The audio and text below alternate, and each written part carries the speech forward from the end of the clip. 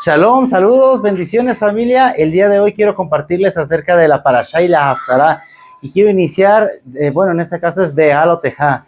Y quiero iniciar con un pensamiento, la conexión con lo que une la Parashá y la Haftará, que en ese caso es la idea de que a veces damos vueltas en el mismo sitio, en el mismo círculo, y sin embargo, por más que metemos esfuerzo, por más que metemos recursos, por más que metemos toda la energía que tenemos, no salimos de ese mismo evento. ¿Y sabes por qué es? Bueno, te lo diré a continuación, pero de esa misma manera se sentía el pueblo del Eterno, dando y dando vueltas, y no es hasta que Zorobabel les dice, es que no es con espada, no es con ejército, o sea, no se trata de lo que tú puedas hacer o de lo que yo pueda hacer, de nuestras capacidades, se trata de lo que Padre quiere y puede hacer a través de nuestras vidas, cómo se da a conocer, y es de esa manera que podemos llegar a vencer los límites que trascienden a este plano, porque puede que estemos limitados, pero el Padre no tiene límites. Y siendo el Padre nosotros, ¿quién contra nosotros? Acompáñame a estudiar esta porción, la porción número 36, Be'alotejá. Y sabes, esta porción está situada en el libro de Números, Bamidbar, capítulo 8, versículo 1 al capítulo 12, versículo 16. Y leemos la porción complementaria que es en el libro de Zacarías, en este caso, del capítulo 2 al capítulo 4, del 2:10 al 4:12 más o menos. Y quiero comentar que esta porción, aunque no tiene aparentemente tanta lectura, en realidad abarca muchos temas. Así que tratemos de darle brevedad a cada uno de ellos. ¿Qué les parece? Y viene comenzando hablando acerca de la orden que le da el Padre a Moshe, de que le diga a Aarón que vaya y encienda las luminarias, las de la menorá. Y aquí ya comenzamos con cosas interesantes. ¿Por qué? Porque la menorá, aquí uno le dice, hace el encendido, dice Be'alotejá. Aquí ya la comienza a decir. Y si lo leemos en español, nos dice que enciendas, cuando encienda las luminarias. Pero está diciendo cuando enciendas y la pongas de frente. Pero también otras Biblias les dice que la enciendas y la eleves, lo pongas arriba. Entonces está la pregunta, caray, ¿cómo que la enciendas? ¿Ponerla a frente de dónde? ¿Dejarla arriba de dónde? Y sabes, hay un comentarista, Malvin, que nos hace referencia cuando se menciona 4 veces la palabra menorá en este capítulo. 2 veces se escribe con la letra Bab y 2 veces sin la letra Bab, lo que nos da a entender que no habla de una menorá, sino de 2, son 2 menorot las que estamos viendo aquí. Quiere decir que cuando Aarón haga el encendido, va a conectar la menorá de los cielos con la menorá terrenal. Es sumamente sorprendente e impresionante, ¿saben? Aarón, bueno, según los comentarios de Rashi, él se acongojó porque no pudo aportar mucho cuando los príncipes llegaron y dieron sus ofrendas y todos colaboraron y él sintió como que no pudo colaborar tanto. Sin embargo, al hacer el encendido de la menorá, representa la palabra, porque la palabra es la palabra eterna, porque ese fuego no se apagaría. Eso es sumamente sorprendente. Y vamos a ver cómo conecta con la Haftará en Zacarías, porque también ahí habla en el versículo 4:12 acerca de una menorá, que él ve una menorá y que está siendo alimentada en la parte central, o sea, en la caña central está siendo alimentada en un recipiente y que alimenta a 2 olivos, o sea, uno de un lado, otro de otro, o sea, 2 olivos. Y aquí vamos a ver los comentarios impresionantes de lo que el Padre nos quiere decir. ¿Sabes? La menorá es alimentada, en este caso, dicen los comentaristas, por la palabra del Eterno. La misma palabra del Eterno es la que la hace fluir, la que la hace andar. Y voy a explicar por qué. Por ejemplo, encontramos que la menorá, en el libro de Éxodo ya se nos dijo los arreglos, los adornos que tiene. Y cada brazo tiene 9 arreglos. Entonces son 6 brazos, son 54 arreglos. Pero en el servidor, que es el brazo central, este tiene 12 y nos da un total de 66. Así que cuando vemos el número de 66, nos va a remontar directamente a lo que es la Biblia en totalidad, lo que es el pacto y el nuevo pacto, cómo es que se unen y cómo hace algo nuevo. O sea, la palabra cómo es que fluye, cómo es que da. Y sabes, estaba viendo Zacarías, la menorá que viene directamente de los cielos, la que se le mostró a Moshe, porque Moshe sabía cómo dar las indicaciones, pero no sabía explicarlas, porque, o sea, lo sabía, pero no lo entendía, y no es hasta que el Padre le revela lo que hay en el cielo para que pueda ser un modelo, vamos a decirlo así, a escala aquí en la tierra. De manera que vemos que al momento de ser de oro puro y de una sola pieza, quiere decir que es un material refulgente, que así como el oro tiene que pasar por un proceso para quedar puro, así también nosotros tenemos que pasar por ese proceso de purificación, no solamente con el fin de ser limpios, sino de ser aptos para el servicio del Padre, lo que nos quiere dar a entender esto.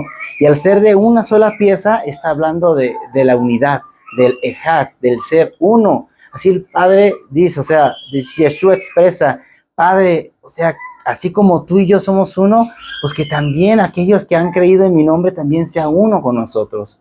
Y nos va a hablar de la unidad, no de la uniformidad. Es decir, hubo una zarza ardiendo, se mostró el Padre ahí. En esta porción vemos que también hay una Shekinah, una columna de fuego, una columna de nube. Y vemos las manifestaciones que Dios fue tomando. Está el ángel de Jehová, pero no es que sean varios, sino que es el mismo Adonai, pero en una manifestación o haciendo una función, mostrándose de acuerdo a la necesidad que tenemos. En esta porción vemos, por ejemplo, que el Padre se muestra como el pueblo necesitaba, y lo necesitaba en una columna que les cubriera tanto del frío como del intenso calor. Entonces el Padre adopta esta forma. Y de hecho, la Shekinah contiene el misterio de la presencia de Dios contenida en un solo punto, porque viene de la raíz Shakan, de ahí viene Shekinah, que es Shin, Kaf y Nun, es la raíz. De esta manera, ahí sacamos la palabra Shekinah.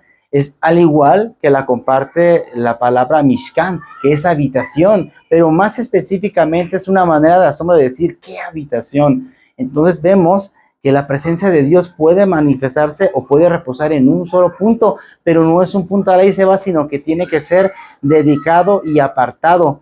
De manera que, por ejemplo, vemos que los levitas tenían que tener una preparación. No era, ok, por ser levita ya la armé, no es de que la hagas así, sino que tenían que tener un proceso, tenían que afeitarse, tenían que ofrecer 2 corbán, uno por el pecado, uno consumido completamente.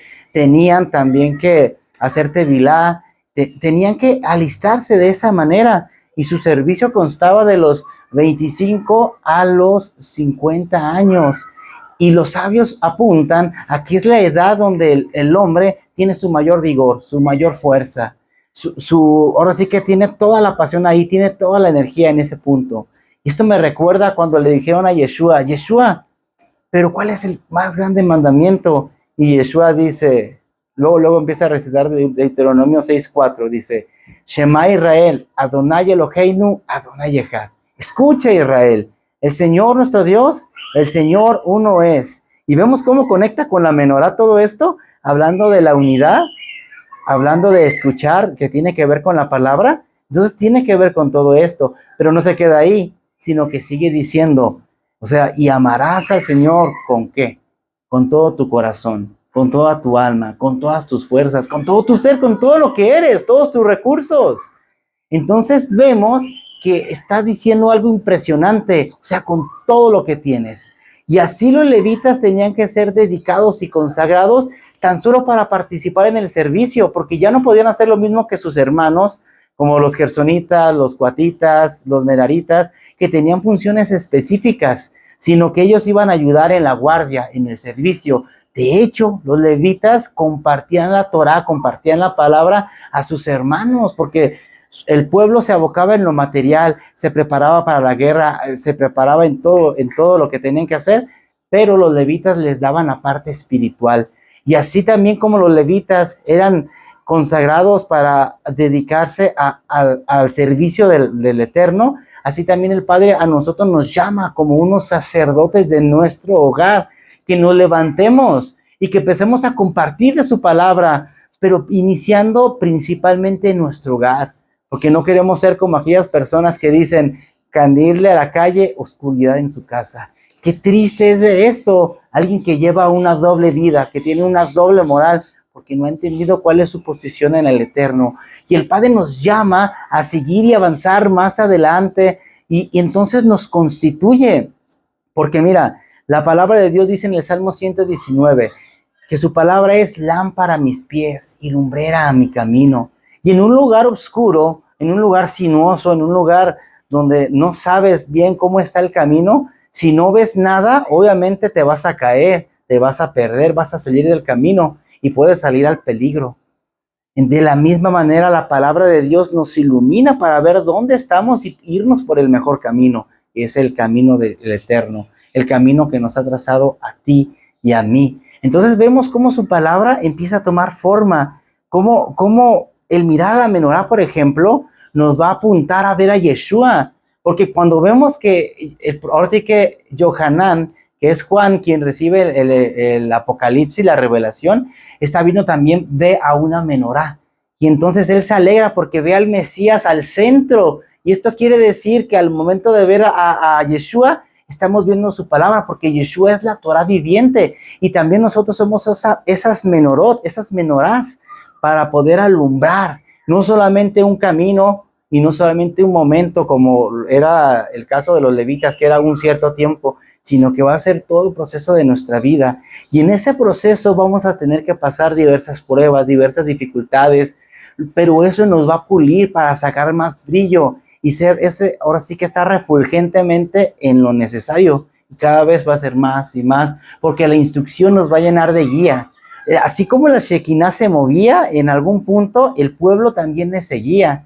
Si iba a algún lado, también ellos seguían y también ahí se detenían. Esto podía ser años, podía durar en un lugar años, podía durar meses, podía durar días o solamente un día. Dice que desde el atardecer al amanecer. O sea, no importaba el lugar, porque el lugar que nos mueve es en el lugar que tenemos que estar. Yo recuerdo en una ocasión estando en la cárcel, como ustedes ya lo saben, el padre de estar en mi celda me llamó y me dijo, quiero que me alabes en tal lado, tal módulo. Pues voy. Y después me dice, de ahí, ahora quiero que me alabes acá. Y ya voy. Y después de ahí me muevo a otro punto y yo me quedo, Señor, pues ¿para qué tanta movedera? Pero nomás lo pensé. Pero, ¿sabes? Me di cuenta de algo. Cuando estaba en la celda y me moví a ese sitio, a ese lugar, resulta que ahí hubo una riña.